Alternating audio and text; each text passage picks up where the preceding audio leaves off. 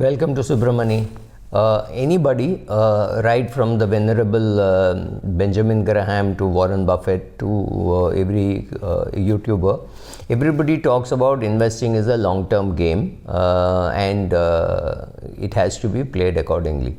So first of all, I don't like using words like casino and game and play, when it comes to investing, because it looks like you're not giving enough respect to investing. You're treating it like a game. It's not a game, and secondly, it's easier said than done that you have to have a long-term view. The question is, what is a long-term view and how long should the long-term view be, and at the end of what stage do you change your view? For example, if you have invested in, say, let me pick up two groups, the Sundaram group in Chennai, TVS Sundaram group, and the Murugappa group.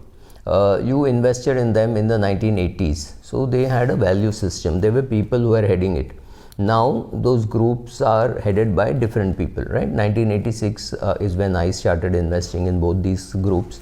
Now there is no TVS Sundaram group. It has been broken up into smaller groups. In the Murugappa group also, there are many kids, many of those people who must have, the parents were not even married maybe, and now they have kids, and those kids are the persons who are handling it. How do you know the culture has changed or has not changed?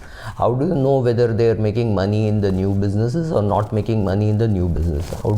It's very difficult for one to find out those changing patterns. So somebody tells you that HDFC Limited is a great way of making money. This is epoch making. It's an end of an era with Mr. Deepak Parekh going. Mr. Deepak Parekh's departure from HDFC Limited, fortunately or unfortunately, also means the end of the culture of HDFC Limited. That culture is subsumed into HDFC Bank. We do not know whether the people will survive there. The depositors are anyway gone because there is no HDFC Limited fixed deposit anymore available. You should see the kind of love that people have for that organization. They will walk in there, they will make the deposit, whichever branch, wherever, and they will wait, they will collect their receipt. These are not people who deal with it online, and that's a big market for HDFC Limited, which is completely gone because it is subsumed into HDFC Bank. I'm not saying good or bad, but then at that stage, if you've been an investor of HDFC Limited, you have to take a call whether you want the culture of HDFC Bank or you don't want the culture, right? So similarly, whether it is Asian Paints or Supreme Industries or any of these companies which are still family influenced, if not family run, how will this change of culture impact? We have no clue on any of those things, but we know one thing, that if you have to take a long-term view, you will keep monitoring some of the things. You will see whether what is the return on capital employed. Is it a good return on capital employed? Are they losing market share? That is one thing you can see, whether they are losing market share or not losing market share. So whether if they have good market share, chances are that they may go through a bad phase, but they will come back. So a Colgate or a Procter & Gamble or a HUL will come back if they have a bad phase, but it is also possible that the PE may shift from the manufacturer to the distributor. So can Amazon, Flipkart and what have you, Reliance, all have a high PE, and Procter & Gamble and HUL and Colgate and Dabur also have a high PE? Will the manufacturing PE shift to the distribution PE? These are all questions which you keep asking yourself permanently. At the same time, you're invested in it for a long time. So when I say invest in it for a long time, I mean it, because I have investments made by me, myself, when I was in class 12, and I'm still holding on, right? So beginning of my career, so maybe 1985, 86, when I passed out, I have invested, and I have added more to those shares. I have sold, I have bought, I have sold, I have bought. I have done all kinds of things, and I have done it. The question is, when somebody says hold for a long term, you also have to, I've seen portfolios which people have held for a very long term and lost a lot of money. If you bought wrong, if you bought Pateja Forging, Silver Line, I wouldn't say that company still exists. So a lot of such companies which were suddenly visible went to the top and then just vanished. Ork Fibers, right? So many of these companies which you haven't even perhaps heard of, These were companies which were there, where if you were there for the long term, you would have lost money. So I prefer the Motilal Oswal slogan, which says buy right, sit tight. So when you are sitting tight, it is very important that you sit on good quality shares, right? So when you buy, but you do not know whether it is a good quality or a bad quality till you taste it long enough, right? So you buy a share, then you buy, you sell, you buy, you keep doing that, because you don't know whether it is the best share in the world and whether that share is worth holding. Because at what stage, like I invested in HDFC maybe in 1980 IPO, something 1980 or 81, when they had an IPO, I invested. But how do you know that this is the share which you should keep for the rest of your life? It takes you 5-10 years to know that yes, this is a good company, it is worth holding on to, right? So you keep getting data, then you see your money doing very well, and you'll see you're losing money somewhere else, so there's a huge temptation to sell this and buy that, right? So it is ultimately a human process of becoming a long-term investor. Nobody is born a long-term investor. It's easy for my daughter to do long-term investing, because let's say if I'm alive for next 20 years and she's at say 20 now, so next 20 years I will be able to sit with her and see what she is doing and teaching her the benefits of long-term investing. I can show her my portfolio, my father's portfolio, my mother's portfolio, and she can understand long-term investing because we have actually done it. Now, to be able to sit tight, not doing anything, is not very easy. And you have similar hobbies like say gardening, cooking, watching wildlife.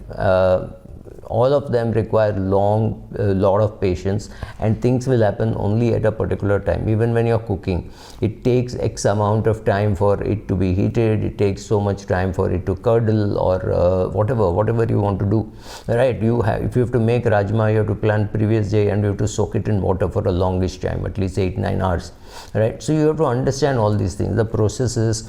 You have to understand the process, you have to understand the fun of the journey, not just the destination. So understanding long-term investing is not just attending a class of Graham or anybody and saying, oh, I have now become a long-term investor. Nobody becomes a long-term investor so easily. It takes a long time. You know, people say you can't forget cycling and swimming because once you learn it, it's fairly obvious. A lot of water went into your nose, you fell down and you hurt your knees, so you will remember your cycling and your swimming, right? The chlorine went into your eyes, and the water went into your nose. You thought this is your last day in life, and then you came out of it. You're still alive and talking about it. So all these things keep happening in life, and all this is what makes you a better swimmer, a better cyclist. Now you know that how you should ride a cycle during monsoon. You keep learning all this, the whole process. So similarly, while investing also, you have to have a long-term game, in the sense that you have to think, this is a game which I am playing for the long term. So whether it is cycling, or whether it is swimming, or doing the process of being an investor. You want to call it a game, it's fine, but I wouldn't like to call it a game, because this is not a game, this is hard work. And again, compare it to people compare gambling, casino, investing. Again, I don't like such comparisons, because in the casino or in gambling, 100% of the times it is the house which wins. The odds are terribly stacked against you. If you do win, it could be an exception. It's not a pattern. You won on Monday does not mean you will win on Tuesday. Does not mean you will lose on Thursday. Does not mean anything, right? It's not a pattern. Even in investing, one good company where the handover was smooth does not mean every fund that will happen or every company that will happen. So you have to keep yourself alert to all these things which are happening. At the same time, think of how to be a great, good, super long-term investor.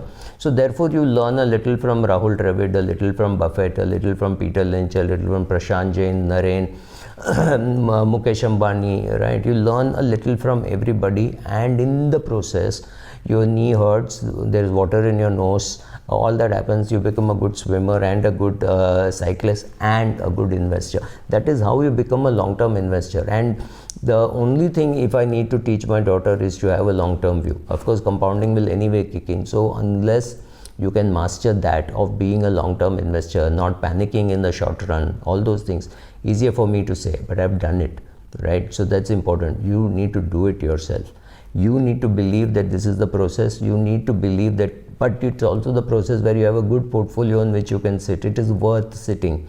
If for me, it was worth sitting on Reliance, on Coromandel International, on Supreme Industries, HDFC Bank, all this. I mean, HDFC Bank, I'm an original shareholder, 1994. Did not sell much, but HDFC Limited, original shareholder, but sold on the way. How am I supposed to know that Mr. Deepak Parekh will be India's greatest wealth creator, right? I didn't know. So you sold some, you bought some, you benefited some by selling early, somewhere you benefited. Okay, the fact that I sold off, I'm very happy. Pateja Forging, I sold off. Silverline, I sold off, and I'm happy. Now, if I had bought it and was sitting, I would have lost money. So remember, sitting tight over long periods of time is good only if you can sit on a good quality.